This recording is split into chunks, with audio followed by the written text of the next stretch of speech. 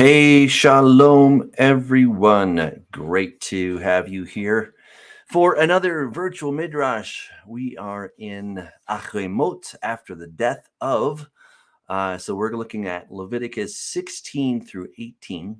Before we get started, I would just like to ask you to keep a member from our church, the Way Congregation, in prayer. He lost his wife yesterday.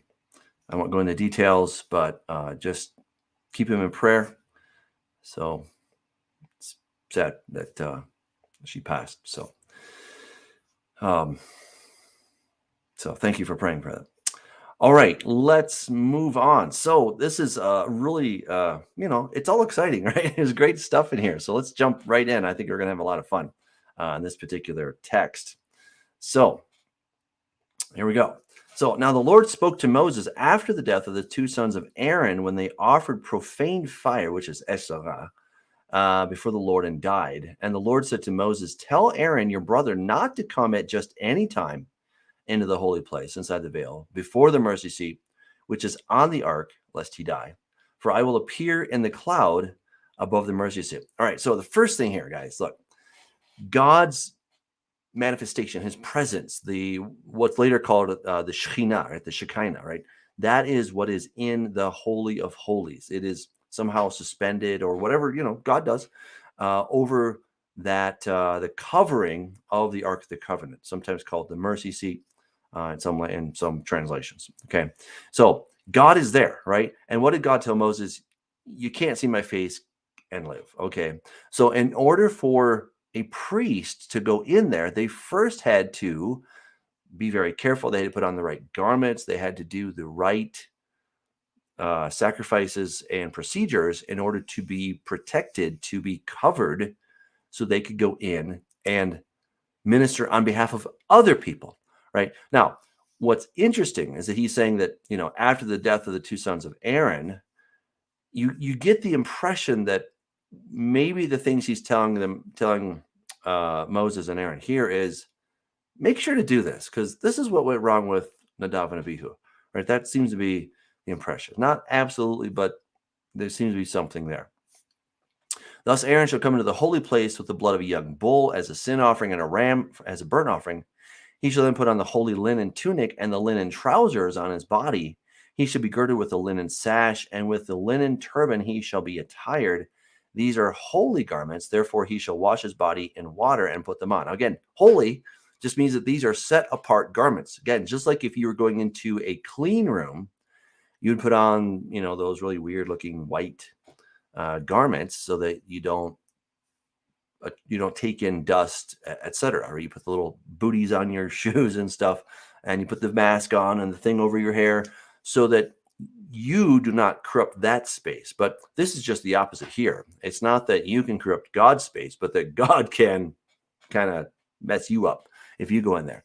So these guys had to go in, and they had to have the covering, which is the blood, over themselves, like a force field, so they can go into God's presence, because God just told us he's in there, right? So you got to be careful if you're going to go in there. And he shall take from the congregation of the children of Israel 2 kids of the goats as a sin offering, right? All right, so this is a really important word, se'irei izim. Interesting, se'irei izim. We're going to see that, all right? So just make a note of this right here, se'irei izim. We're going to come back to that this chapter, next chapter, so hold on to that. And Aaron shall offer the bull as a sin offering, which is for himself, and make atonement for himself and for his house. So, right, he said, first prep himself. He shall take the 2 goats. Okay, again, here's the word, ha-se'irim, right? That's very important. And present them before the Lord at the door of the tabernacle of meeting. Then Aaron shall cast lots for the 2 goats. Again, I'm pointing this out. You're going to see why in just a second, okay? But hold on to that, because it gets really interesting. Then Aaron shall cast lots for the 2 goats, 1 lot for the Lord, and the other lot for the, look at this word right here, Lazazel.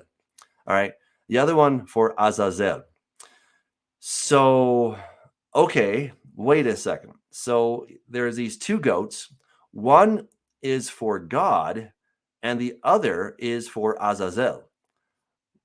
What does that mean? Right? So then Aaron shall cast 2 lots for the 2 goats. All right. She'll cast lots for the 2 goats. All right. So he's got his dice or whatever these are, and he's casting lots. One goat, one seir, is going to be for the Lord, for Adonai, and the other one is going to be for for who? For Azazel. All right, so this is the big question. And this word Azazel in the Hebrew, it says scapegoat in here. I just want to show you guys in the ESV, it actually says Azazel. All right, so in case you don't believe me, all right? But I killed it. All right, so right here we have this word Azazel. So the question is, what does this mean? Now, we looked at the word ez or ezim, right? We go back up here and we see that he says, take 2 kids of the goats, right? Shnei se'irei izim. So the word izim and ez is for goat. It's the same word it's the same root, I should say, as Azazel. All right. Now, we're not entirely sure where, what Azazel means and where it comes from. It's quite likely that it comes from, or it could come, I should say, it could come from Akkadian, meaning to be angry. That's one possibility. There's another thought that this means the goat of going away or the removal. Another idea. The rabbis later thought that it meant that somewhere in the wilderness was the place of Azazel. But the theory that I think makes the most sense based on the context, based on the original language, based on research of ancient Near East, I would suggest that this is probably a reference to a goat. Okay, so we have in the book of First Enoch, we have a reference to Azazel as a demon, and I think that's the case. Now, I got to be careful here because Enoch certainly, well, in my opinion, I think First Enoch came after the writing of Leviticus. Now, I know that's a little bit contentious, and it's possible that parts of Enoch came before that. It gets complicated. It really does. So maybe parts of Enoch came before, but at least the text that we have, all right, the text that we have from the Second Temple period, written in Greek and Amharic, well, that's certainly a later version. Now, whether something earlier predates that, it's hard to say. Okay, we just don't have the textual evidence for that. All right, so that's one possibility. Another, now I'm just thinking about this as I'm kind of meditating on this whole thing. I did a lot of research in the ancient Near East in this amazing book, Corrupting Image 2, which I encourage you to get, and it's now available as audiobook, so you'll really enjoy it. But there was somebody called the Anzu bird. Okay, so the Anzu bird is a reference to Enlil. This was basically his epithet or his logogram, his logo, if you will, his icon, his iconography. So the Anzu bird was a hybridized creature, part lion, part eagle. It had venom coming out of its mouth. It had wings. It had a scorpion's tail, among other things. So very interesting creature. And this was a representative of Enlil or Satan, Halil, in Isaiah 14, verse 12. So that's maybe, I'm just throwing that out there as a linguistic possibility. I'm kind of hypothesizing, okay, at this point. So that's one option. But let's go to the next chapter, because I think that is going to give us a lot of insight as to what this could possibly be. All right.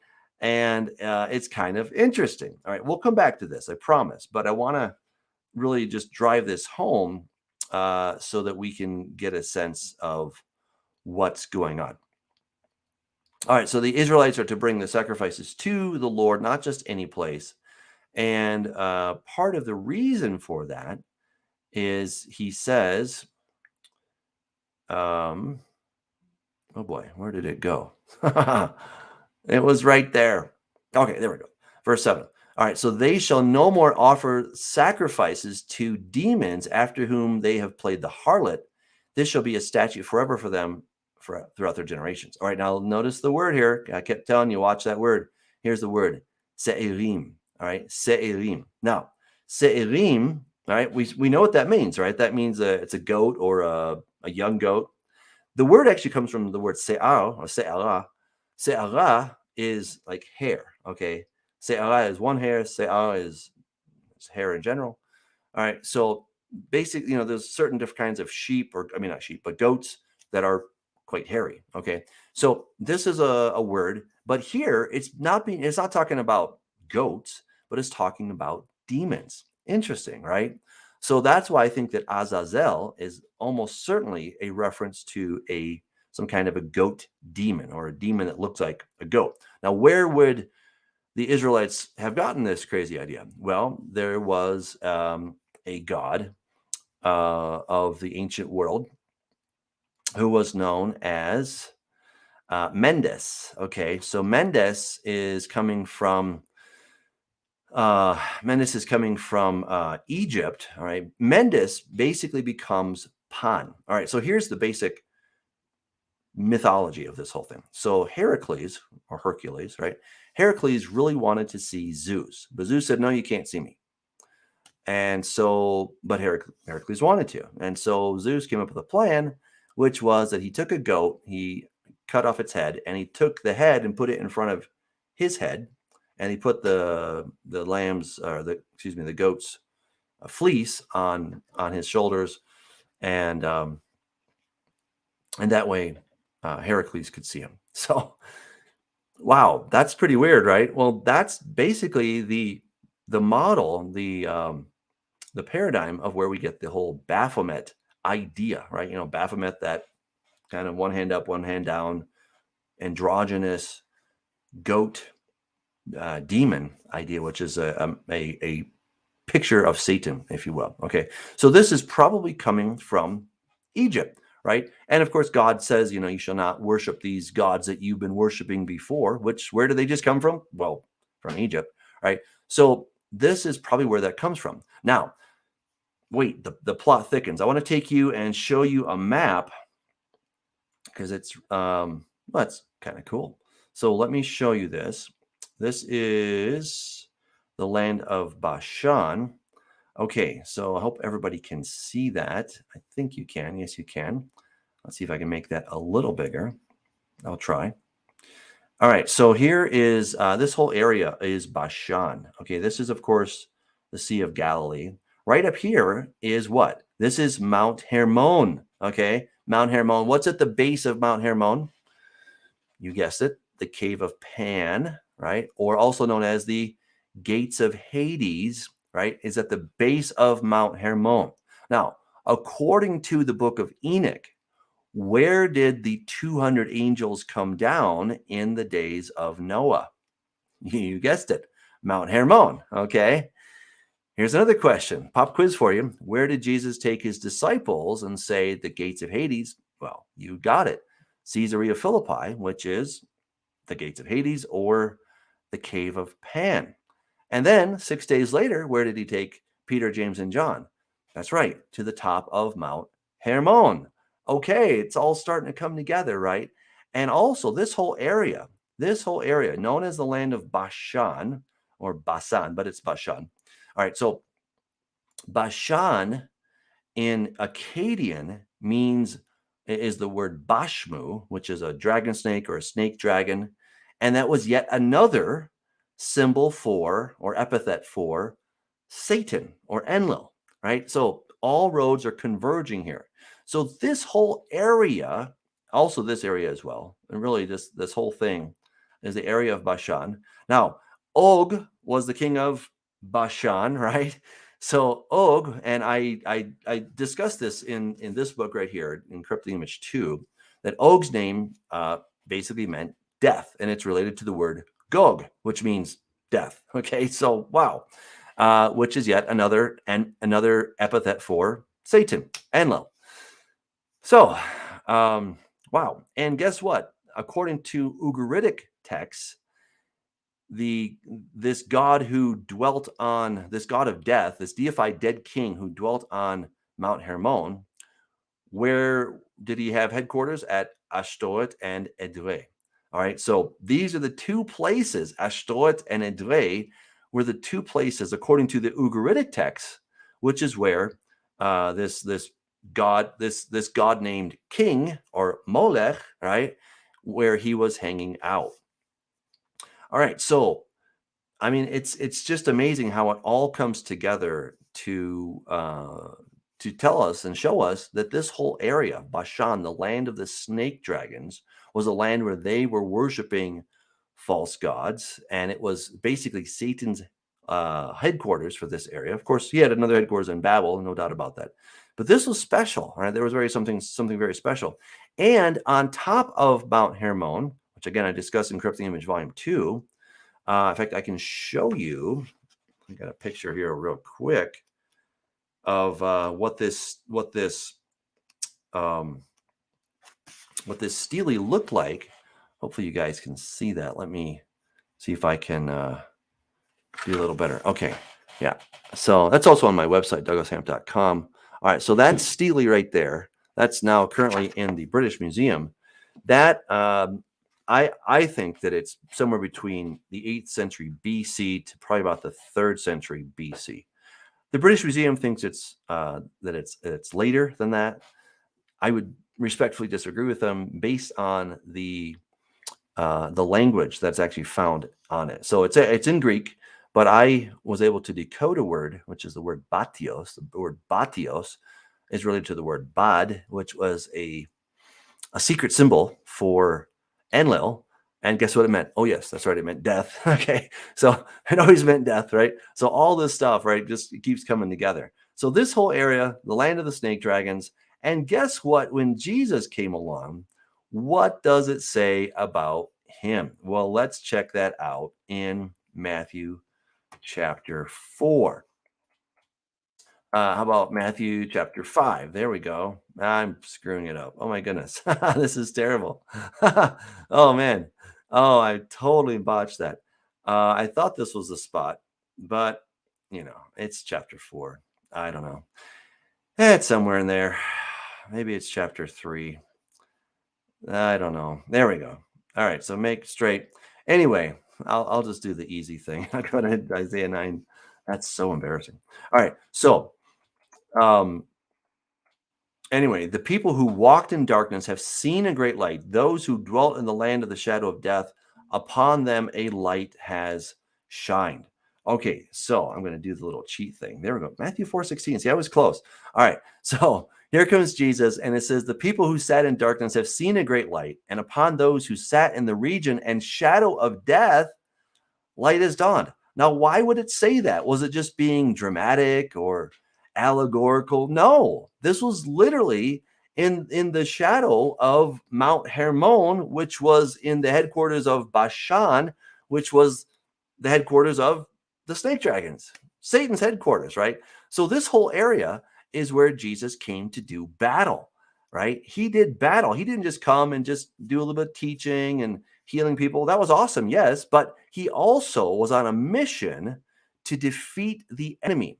And here's the thing. The enemy, Satan, he swindled Adam and Eve, right? Mostly Adam, okay? Well, yeah, both of them. Anyway, he swindled them. And the dominion that God had given to Adam became forfeit, and it fell into the hands of Satan, all right? So that dominion became Satan's dominion instead of Adam's dominion. So Jesus had to come back. And remember in Revelation chapter 5, John is weeping because there's this scroll that's at the right hand of the Father, and nobody is found worthy, not strong enough, but worthy to open the scroll and to break its seals, right? So he's crying, and an elder comes by and says, don't cry. The Lion of the tribe of Judah is worthy, right? He's able to open it. He looks over and he sees a lamb that's been slain. And it's because he was slain that he's now worthy to open, worthy or authorized to open, to break the seals and open the scroll, which is a way to take back the scroll. Now, what is that scroll? According to the ancient world. Now, again, this is my theory, all right? But if you compare that scroll with the ancient world, there was something called the Tablet of Destinies. This is something that Enlil, Satan, held on to. And according to the mythology, whoever held this, whoever possessed this, had authority over the affairs of men and could dictate destinies, right? So this is what Satan had. And I think it's absolutely true. I think that's what Satan had. When Satan took Jesus to a very high mountain, which is probably Mount Hermon, that's the highest mountain in the region, he said, look, here's all the kingdoms. You can have them. Just bow down and you can have them. Because why? They've been delivered to me and I can give them to whoever I want. And Jesus didn't say, oh, whatever, that's stupid. No, Jesus like, yeah, it's true, right? Basically. But he said, but we're not going to do it that way, right? So Jesus had to, of course, go to the cross to make a way in order to get back the dominion that Adam and Eve had lost. Jesus regained. All right, what does all that have to do with this word Azazel? All right, let's go back to our text because that is absolutely what I am leading up to. All right, so Leviticus 16, where were we? Verse 9. All right, and Aaron shall bring the goat on which the Lord's lot fell. All right, so we go back here again, and Aaron shall cast lots over the two goats, one lot for the Lord and the other lot for Azazel. So I'm making the case that the Azazel are the demons, these goat demons that they were sacrificing to. We saw that in Leviticus 17:7, right? So that there's one for God and there's one for Azazel. Interesting. Now, why would Azazel get this? Well, here's my thesis, right? You can take it or leave it.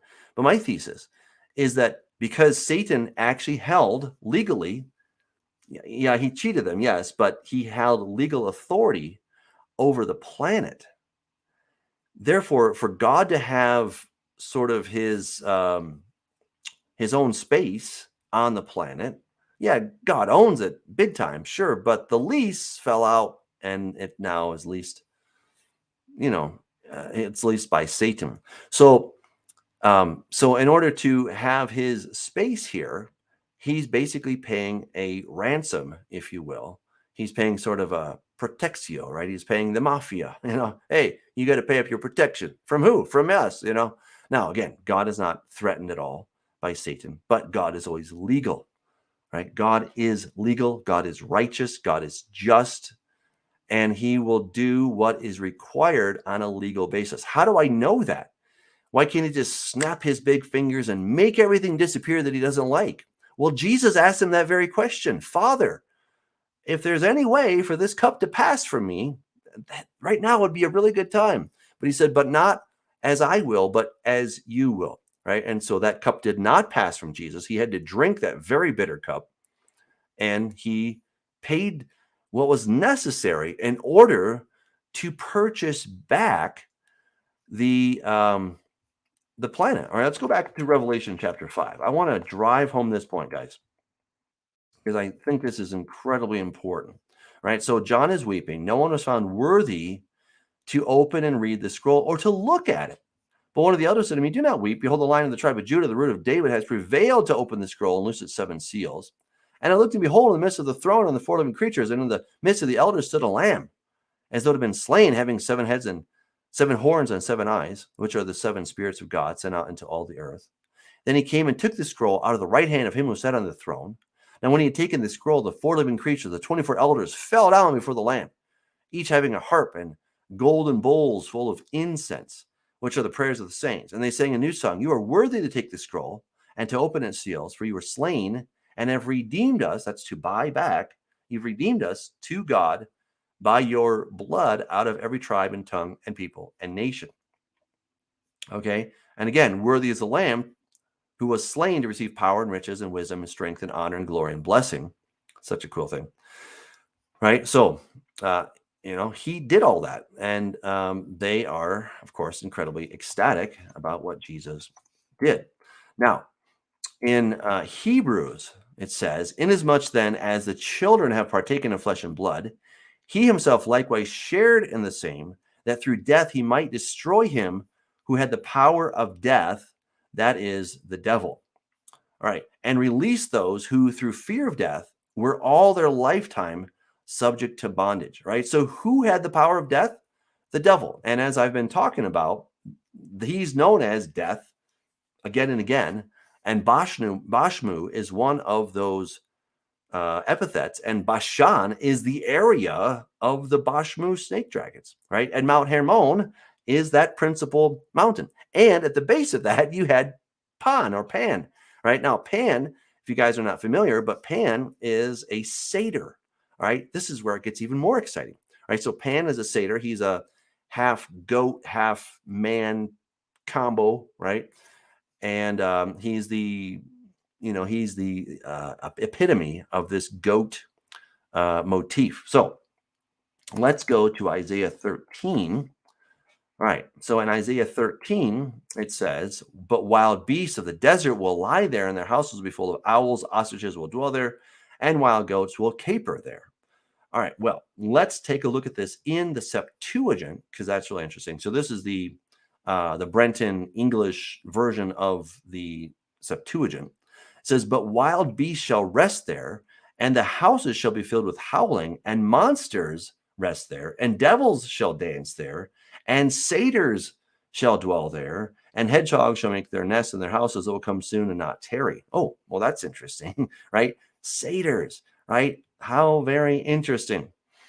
All right, so right? And notice here the word for satyrs is se'irim, right? And what were they worshiping and making sacrifices to these demons, specifically goat demons, right? So all of it comes together now. We have Bashan, the area of Bashan. Then we have Mount Hermon. That's a more precise location. At the base of the mountain, you have the cave of Pan.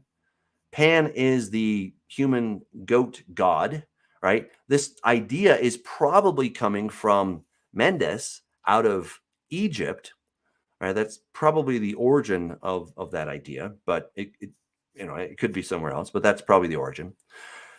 So, yeah, so this is probably why you have the reference to Azazel. And we have in Revelation 18, he cried with a mighty loud voice, Babylon the great has fallen, has become a dwelling place of demons, a prison for every foul spirit, and a cage for every unclean and hated bird, right? So again, there's another reference to the demons in relation to all this whole thing. So I would suggest, based on the literature that I've reviewed, based on my book, Corrupting Image 2, and all the different epithets based on the land of Bashan and what was happening at Mount Hermon, what was happening at the base at the cave of Pan, who is that goat god, that Azazel is the goat god, which is just a reference to Satan. Okay, so that still begs the question, well, why did they have to give this to Satan? Well, I would suggest, I already suggested, but basically God is paying the ransom fee. He's paying the user's fee, right? Satan's like, hey, you wanna hang out here? I know you're strong, but still, I have legal authority over this world. Okay. And if you want a place, you got to pay up. And that's what I would suggest. Okay. Now, again, I could be wrong. I'm not opposed to being wrong. I think I'm right, but I'm okay if I'm wrong. Okay. But I think there's a lot of evidence that points us in that direction. Okay. All right. Let's move on. We made it through 8 verses. Let's see if we can get through the rest. And Aaron shall bring the goat on which the Lord's lot fell and offer it as a sin offering. But the goat on which the lot fell to be the scapegoat shall be presented alive before the Lord to make atonement upon it and to let it go as a scapegoat into the wilderness. Right. So they'd put their hands on it, right? And then they would send this out into the wilderness. Now, what's interesting about that is that Jesus himself talks about how when a demon comes out of a person, he goes into the desert, into the wilderness, into a dry place, right? So that's probably the same idea. And Satan is occupying this desert or dry place, and probably the sense there. All right. And Aaron shall bring the bull of the sin offering, which is for himself, and make atonement for himself and for his house, and shall kill the bull as a sin offering, which is for himself. Then he shall take a censer full of burning coals of fire from the altar before the Lord, with his hands full of sweet incense, beaten fine, and bring it inside the veil. And he shall put the incense on the fire before the Lord, that the cloud of incense may cover the mercy seat that is on the testimony, lest he die. He shall take some of the blood of the bull and sprinkle it with his finger on the mercy seat on the east side, and before the mercy seat he shall sprinkle some of the blood with his fingers 7 times. Then he shall kill the goat of the sin offering, which is for the people, bring its blood inside the veil, to do with that blood as he did with the blood of the bull, and sprinkle it on the mercy seat and before the mercy seat. So he shall make atonement for the holy place because of the uncleanness of the children of Israel and because of their transgressions, for all their sins. And so he shall do for the tabernacle of meeting, which remains among them in the midst of their uncleanness. All right. So this is beautiful, right? Notice what he's going to do. He is going to, here the priest is going to take once a year, he's going to make atonement on behalf of the transgressions and the sins and the iniquities of all the people, known and unknown. This is why I love Yom Kippur, right? Because look, I know that I blow it. I know that, I'm human, and I know that I don't get it all right. Do I love the Lord? Yes, I do. Do I want to do it right? Yes, I do. But do I do it right? Well, I try, but I'm frail and human and fail like everybody else. And so there's this one day in the year where all of those are put together, and we take them to the Lord and we confess and say, Lord, I've done all of it, right? It's called the Hashem, right? So the Asham, right? So it's the guilt. We talk about this, right? Ashamnu. We are guilty, right? Ashamnu. We keep saying this, that we're guilty, and we're just like, you know what? We're just fessing up, Lord. It's true. We didn't really mean to do these things. Sometimes we did, but generally we didn't typically mean to. But we know that we're guilty. Guilty as charged. And so we're just confessing all these things, laying them out there before the Lord.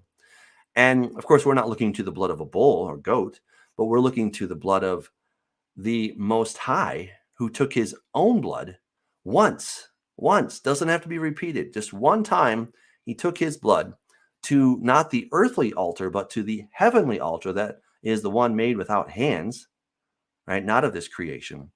And he offered his own blood there. Beautiful.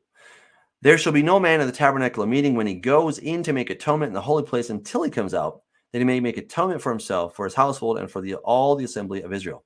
And he shall go out to the altar that is before the Lord and make atonement for it, and shall take some of the blood of the bull and some of the blood of the goat and put on the horns of the altar all around. Then he shall sprinkle some of the blood on it with his finger 7 times, cleanse it and consecrate it from the uncleanness of the children of Israel. And when he has made an end of atoning for the holy place, the tabernacle of meeting, and the altar, he shall bring the live goat. Aaron shall lay his hands, both hands, on the head of the live goat, confess over all the iniquities of children of Israel, and all their transgressions concerning all their sins, putting them on the head of the goat, and shall send it away into the wilderness by the hand of a suitable man. Right? So the goat shall bear on itself all their iniquities to an uninhabited land, and he shall release the goat in the wilderness. Now, basically, as time went on, they would send this guy out there and they would ask him to make sure that the goat didn't come back, right? So they would kind of push it over a cliff or something like that.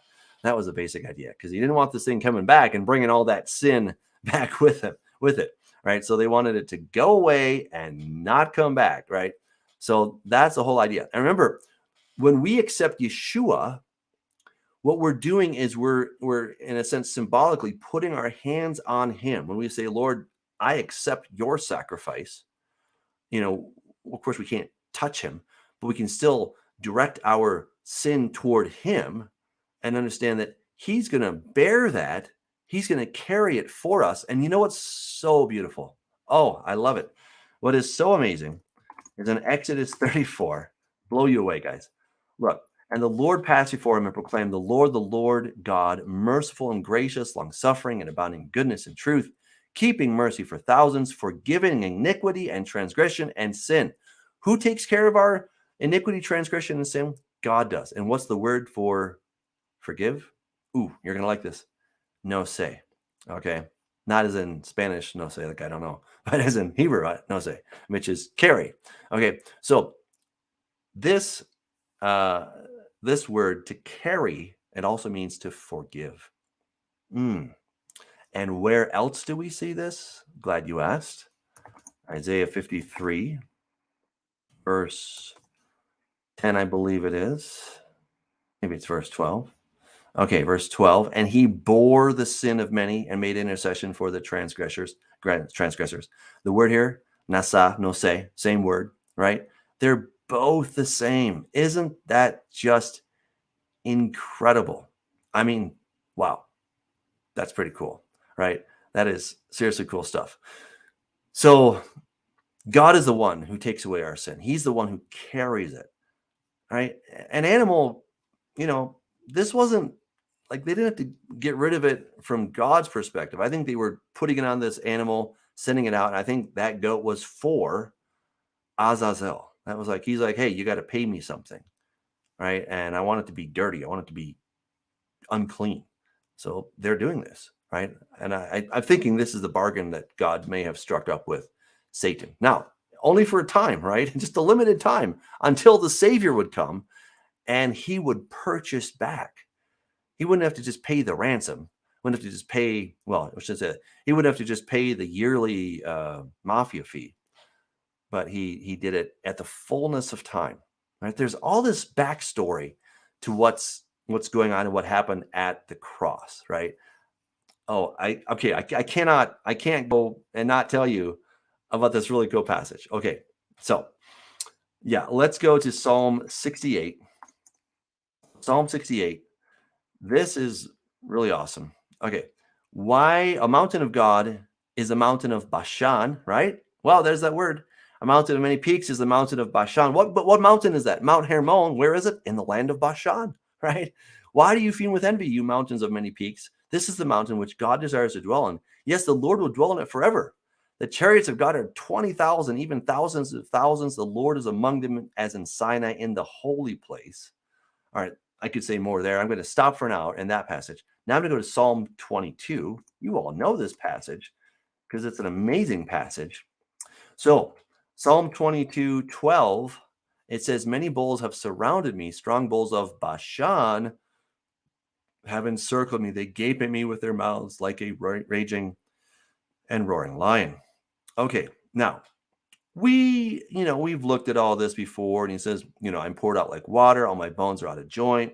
My heart is like wax. It is melted within me. My strength is dried up like a potsherd. I mean, all this happened to Jesus when he was on the cross. But what about the whole bulls of Bashan thing? I don't remember that happening. Well, what David is giving us here is a window into the spiritual realm to tell us that the bulls of Bashan, first of all, this word here, strong bulls of Bashan, is the word abirim or abire Bashan. So the word abirim is it's a god, but it's a bull god. Okay, so it's not just your average cow. Okay, not your average cow, but this is a god who is a bull, right? So they go together. And we know another epithet for Zeus, right? Which we've talked about Zeus before, was that he later shows up as the bull that carries away Europa. Remember that? So he does that, and of course, he's often known as a bull throughout the ancient Near East. So here's another thing. So Abirei Bashan, these are the strong god bulls of Bashan, the snake dragon land. And what were they doing? They were going around Jesus. You couldn't see it with your eyes, but in the spirit, this was happening. And they were gaping at him like raging and roaring lions. They were waiting for Jesus to die because they thought they were winning. Turns out they lost. But this is how it all comes together. And Jesus had to buy this back. He had to purchase back planet Earth and us from the clutches of Satan. And I'm so glad he did. I mean, wow. So glad he did. Okay, back to our main text here. Sorry, all these rabbit trails are so fun. Okay, so the goat shall bear on itself all their iniquities to an uninhabited land. He shall release the goat in the wilderness. Then Aaron shall come into the tabernacle meeting and take off the linen garments, which he put on when he went into the holy place, and shall leave them there. And he shall wash his body in water with a holy place, in a holy place.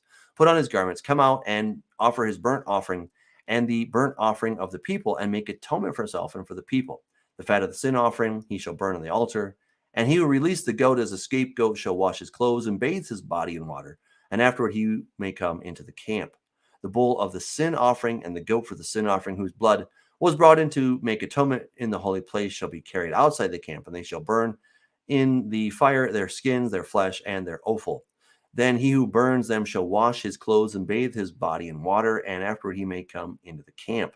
This shall be a statute forever for you. In the 7th month, on the 10th day of the month, you shall afflict your souls, and do no work at all, whether a native of your own country or a stranger who dwells among you. This is another reason that we are to do this. I think it's really a shame that the church at large has stopped keeping the feast of the Lord. Now, I get it. We can't do the animal sacrifices, but if you understand, the book of Hebrews talks about this, right? Like it says, look, we're not doing this Yom Kippur thing with the blood of bulls and goats. No. We have a greater high priest who doesn't need to make intercession for himself. And he's not taking the blood of bulls and goats, but his own blood. And he's not going into the earthly tabernacle and the earthly altar, but he's going into the heavenly tabernacle and to the heavenly altar, and he's offering his blood on that. And he's not doing it year after year, but he's doing it once and only once for all the sins, right? So the book of Hebrews is telling us that Jesus fulfilled, has fulfilled and continues to fulfill, not that he has to do it again, but the one sacrifice fulfills forever the requirement of Yom Kippur, right? So we don't get out, chickens or lambs or anything like that when we do Yom Kippur. I mean, that'd be silly, right? We have Yeshua. His sacrifice is 100% good. And so, what we do is this is an amazing opportunity to remember what the Lord has done for us. And that's why we celebrate it, right? One, God told us to keep these things. And two, there's all these other amazing reasons that we should do it, right? All right. For on that day, the priest shall make atonement for you to cleanse you, that you may be clean from all your sins before the Lord. It's a Sabbath of solemn rest for you, and you shall afflict your souls. It's a statute forever. So look, I definitely fast on that day. It's only 24, 25 hours. I mean, it's not that bad. It really isn't. If you have a decent meal before and then you break the fast after it, it's not that hard. So I really encourage everybody, if you have not fasted for Yom Kippur, I encourage you to do it. It'll be here before you know it. And the day goes fast. Take the day off. Okay. This is a day God said this is a solemn rest for you. So don't work that day and just meditate on what the Lord has done for you, right? Just be in prayer. You don't have to be sitting there on your knees and, oh Lord, maybe go for a walk and just thank God. Thank you, Lord, that you took my sin, and kind of meditate on your sin, like the things that you did, right? And that's what we do on Kol Nidre. That's the evening of Yom Kippur. It's a really beautiful time. So I encourage you guys, if you can, come join us at the Way Congregation. That'll be happening in October, something. I haven't looked at the exact date, but it's sometime in October when that's going to happen. All right. And the priest who is anointed and consecrated to minister as priest in his father's place shall make atonement and put on the linen clothes, the holy garment. And then he shall make atonement for the holy sanctuary, and he shall make atonement for the tabernacle meeting and for the altar. And he shall make atonement for the priests and for all the people of the assembly. This shall be an everlasting statute for you to make atonement for the children of Israel for all their sins once a year. And he did as the Lord commanded Moses. All right. Chapter 17. And the Lord spoke to Moses, saying, speak to Aaron, to his sons, and to all the children of Israel, and speak and say to them, this is the thing which the Lord has commanded, saying, Whatever man of the house of Israel who kills an ox or a lamb or goat in the camp, or who kills it outside the camp and does not bring it to the door of the tabernacle of meeting to offer an offering to the Lord, the guilt of bloodshed shall be imputed to that man. He has shed blood, and that man shall be cut off from among his people. To the end that the children of Israel may bring their sacrifices, which they offer in the open field, that they may bring them to the Lord at the door of the tabernacle of meeting, to the priests, and offer them as peace offerings to the Lord. And the priest shall sprinkle the blood on the altar of the Lord at the door of the tabernacle of meeting, and burn the fat for sweet aroma to the Lord. They shall no more offer their sacrifices to demons. All right, so we went into that. I won't go back over that again. After whom they have played the harlot, this shall be a statute forever for them throughout their generations. Also, you shall say to them, whatever man of the house of Israel or of the strangers who dwell among you who offers a burnt offering or sacrifice, and does not bring it to the door of the tabernacle meeting to offer to the Lord, that man should be cut off from among his people. So look, what God doesn't want is just sacrifices happening willy-nilly here and there, anywhere, because that's not going to work, right? The whole point is that it needs to be centralized. It needs to be under the care and jurisdiction of the Levites, because they're the ones in this particular structure called the tabernacle, later called the temple, of where this is supposed to happen. It's not just supposed to happen anywhere, but there. And of course, God is going to name that place, which will be, of course, Jerusalem, right? So this is what they're supposed to do. So whatever man of the house of Israel or of the strangers who dwell among them who eats any blood, I will set my face against that person who eats blood, and I will cut him off from among his people. For the life of the flesh is in the blood, and I have given it to you upon the altar to make atonement for your souls. For it is the blood that makes atonement for the soul. Therefore I said to the children of Israel, no one among you shall eat blood, nor shall any stranger who dwells among you eat blood. Whatever man of the children of Israel or of the strangers who dwell among you, who hunts and catches any animal or bird that may be eaten, he shall pour out its blood and cover it with dust. For it is the life of all flesh, its blood sustains its life. Therefore I said to the children of Israel, you shall not eat the blood of any flesh, for the life of all flesh is in its blood. Whoever eats it shall be cut off. And every person who eats what died naturally or was torn by beasts, whether he was a native of your country or a stranger, he shall both wash his clothes and bathe in water and be unclean until evening. Then he shall be clean. But if he does not wash them or bathe his body, then he shall bear his guilt. All right, so God is really serious about not eating blood. Now, here's the crazy thing, right? We go back to Acts chapter 15. So Acts chapter 15, let me pull up a different thing here. All right, so Acts 15, and, what are the Gentiles supposed to do? Well, they don't have to take on all of Torah right away, but there's four basic things that they need to do. They need to abstain from things polluted by idols, right? We just got over talking about don't worship demons, right? Right there, huge. Sexual immorality, that goes very closely with that. And from things strangled and from blood. It's crazy. I was having this discussion with a group of pastors some years ago, and I think I had read about somebody eating blood pudding, and it just grossed me out, right? And I was like, oh, that's just nasty, like, why would anybody eat blood? And besides, we're not even supposed to. As Christians, we're not supposed to eat blood. And this pastor, he turned and looked at me, and he's like, we are free to do anything in Christ. And I'm like, well, what about Acts 15? He says that was a transitional period, and that does not apply to today. Well, I strongly disagreed with that man, and I still disagree with that man on this point, because God clearly says, the disciples talking to the Gentiles, keep it easy, guys. And they're saying, look, here's 4 basic things you need to do to get started. Don't get into idolatry. Go away from that. Go away from sexual immorality, which is the word porne, which is actually prostitution. Get away from that. That was happening in Rome all the time. From things strangled and from blood, right? Because God's like, don't eat blood. Don't do that. So I don't know how that pastor could say that. Still baffles me to this day. But he's not alone. There's a lot of people, a lot of Christians that think, well, none of this stuff applies. But yes, it does. Eating blood is not what we're supposed to be doing.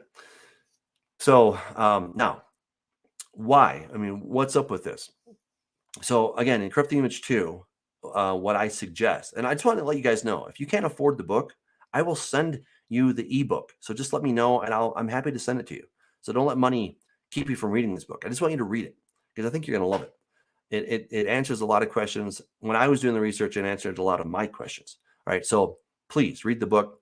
Anyway, what I suggest in the book is that when Adam and Eve died, when they got disconnected from God, the source of life, then they had to start eating, right? They had to sustain their bodies. How could they do that? They could do it through something of a like nature. Where did Adam come from? From the Adamah. Adam is from the Adamah, right? Adam is from the earth. So they're able to eat things from the earth to sustain and give energy to their bodies. Now, Satan and his crew, they're not from the earth, right? They are a spirit in nature. So they need something that is of a spiritual nature. Well, the blood is that thing that gives us, it's a spiritual nature. And that's why the blood can be used for atonement or for covering. It can cover the worshiper, right? And it can provide that necessary covering. So in God's economy, the blood is important because it provides a covering. It provides a force field, a shield, so that people don't get burned when they're in God's presence. And I mean that quite literally. It's like Nadav and Abihu, right? But from Satan's perspective, he wants his worshipers to bring blood, not for an atonement, but so that it will feed the gods. And if you go to India today, it's crazy. They're still doing this. They are still feeding the gods, right? They'll bring them chiquita bananas, or they'll bring them fruit, or whatever it may be, right? And I don't know if Satan and company really likes that stuff, but what they really like is blood. And I don't want to gross people out because there's some unfortunate stuff happening, but if you start poking just a little bit into Satanism, you discover that, yes, they like blood. So I think that's probably self-evident. Okay, so let's go back here. So we got through this chapter, and we're cruising now, aren't we? All right. And then we get to Leviticus 18. Now, Leviticus 18 is all about illicit sexual unions. All right. So if you're looking in the New Testament as to what does God consider an illicit sexual union, you come back to Leviticus 18 and it tells you. And he pretty much has, it's, pretty much anybody you're related to, men with men, women with women, and men or women with beasts. All right. So that's it in a nutshell. All right. And what he says is don't do this because this is what people are doing in the land that, I just booed to them. Don't you do that too? All right. So the Lord spoke to Moses saying, speak to the children of Israel and say to them, I am the Lord your God. According to the doings of the land of Egypt where you dwelt, you shall not do. And according to the doings of the land of Canaan where I'm bringing you, you shall not do, nor shall you walk in their ordinances. So they were doing all kinds of nasty stuff. Remember, God gave them 400 years from the time he told Abraham until he brought the children of Israel into the land of Canaan, right? You had the Amorites. That's a whole nother story. It's in the book, right? It's in image too. But the god Amuru or Martu, which is Marduk, which is Enlil, they were worshiping this god who was the god of death, right? I mean, there you go, the land of Bashan, all that stuff. So he says, don't do this stuff. He says, you shall observe my judgments, keep my ordinances, and walk in them. I am the Lord your God. You shall therefore keep my statutes and my judgments, which if a man does, he shall live by them. I am the Lord. All right. So look, if you do these things, what will happen? If you do, you shall live, right? This is an if then. If you do these things that I'm telling you to do, then you will live. Flip it around. If you don't do these things, then you'll die, right?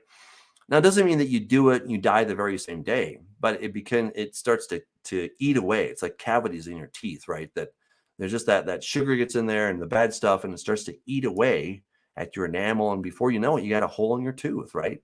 So it wasn't just a one-day experience, but it started when you started eating too much candy or sugar, whatever it is. And then just that constant wear and tear, and it wears down the tooth until you have a cavity. And that's the same basic idea. If you don't do the things God says, it's going to start to slowly kill your spirit. It may result in instant death, but probably the process is it's going to be a slower death, but you'll get there, all right? And it may just kill your spirit. You may live long in, physical years, but you're dying a quiet, desperate death, which is not so good.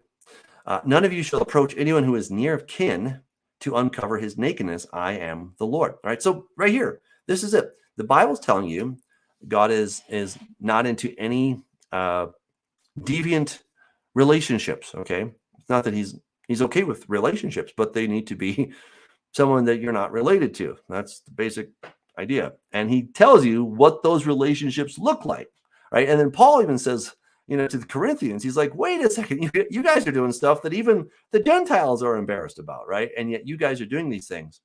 And his authority for saying that is not just because God made him an apostle. That's not the authority. The authority is that Scripture already said don't do these things. And the Corinthian church was doing things that were against Torah. They weren't against Paul, they were against Torah. And that's why Paul was bringing that up to them. So he says, the nakedness of your father or the nakedness of your mother, you shall not uncover. Now, what it means by nakedness in our modern day vernacular, sex. Okay. So don't do that. Okay. Bad, very bad. She is your mother. You shall not uncover her nakedness. The nakedness of your father's wife, you shall not uncover. All right. So if your father's wife is not your mother, you cannot have relations with her. That's bad. It's your father's nakedness, right? So his wife is for him, not for you. The nakedness of your sister, the daughter of your father. Okay, so maybe she's not related, or she's not of the same mother, right? Of the same father. You're not to have relations with her. Or your daughter's daughter, their nakedness you shall not uncover, for theirs is your own nakedness. Right? Again, you're close of kin. You cannot do that. The nakedness of your father's wife, begotten by your father, she is your sister. You shall not uncover her nakedness. You shall not uncover the nakedness of your father's sister. She's near of kin, right? That's your aunt. You shall not uncover the nakedness of your mother's sister, your aunt, for she is near of kin to your mother. You shall not uncover the nakedness of your father's brother, your uncle. It seems pretty obvious. You shall not approach his wife. She's your aunt. You shall not uncover the nakedness of your daughter-in-law, right? So look, your father's brother, so your uncle's wife, well, it's all weird. What God is trying to say, look, there doesn't have to be a direct blood relationship between you and this person, but there's a relational relationship, right? So there's a marriage relationship. What am I trying to say? There we go. And you're not supposed to do that. All right. You shall not uncover the nakedness of a woman and her daughter, nor shall you take her son's daughter or her daughter's daughter to uncover her nakedness. They are near kin to her. It is wickedness, right? Don't do that. Nor shall take a woman as a rival to her sister to uncover her nakedness while the other is alive. Now, you might say, wait a second. The whole half-sister thing, didn't Abraham do that? And the whole sister and sister, didn't Jacob do that? Yeah, it's true, right? So in the case of Abraham, well, here's what I would suggest. I mean, if you go back all the way, we go back to Adam and Eve, right? And you pop out, right? And then your sister pops out, right? Well, who else is on the planet? Just the two of you. Well, four of you at this point. Okay. So what options do you have? I guess it's sister, right? So here's the thing. The genetic load was much, much less back then, right? So the amount of degenerate, what's the word? Not cells, but DNA, genes, and all that stuff, right? There were fewer mutations. There were fewer deleterious mutations in our genetic code in the human genome, right? There were just far fewer, right? And so that's why that was okay back then. So the problem is, it's not that, how should I put this gently? Back then it was okay. I guess I'm just trying to say this in a nice way. Back then it was okay because the genetic or the deleterious genetic defect load was minimal. Today it's high. All right. That's why you're not supposed to marry your sister or your first cousin, or probably even your second cousin, right? That's just, it's dangerous territory, because you are more likely to have children who will have birth defects if you do that.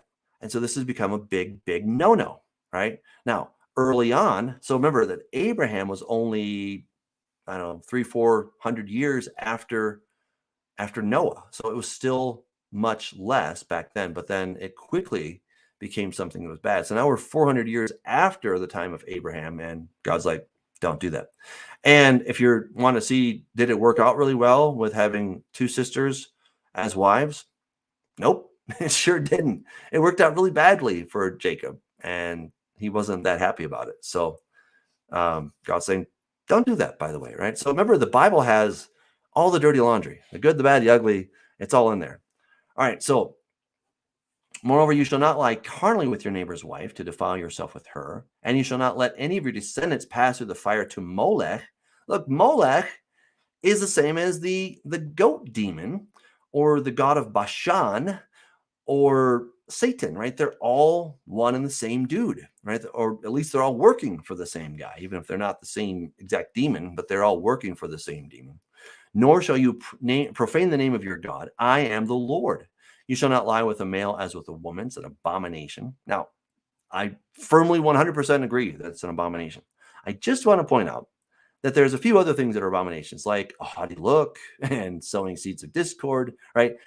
We as Christians have a tendency to point our finger at homosexuality and say, that's wrong, that's an abomination. And it is, okay? But then we really forget about, being haughty and prideful and having a lying tongue and hands that shed blood and all this other stuff. We're like, well, that's different. So all I'm saying is homosexuality is wrong, but so is pride, okay? So you may not be dealing with this one. It may not be the slightest temptation for you. Great.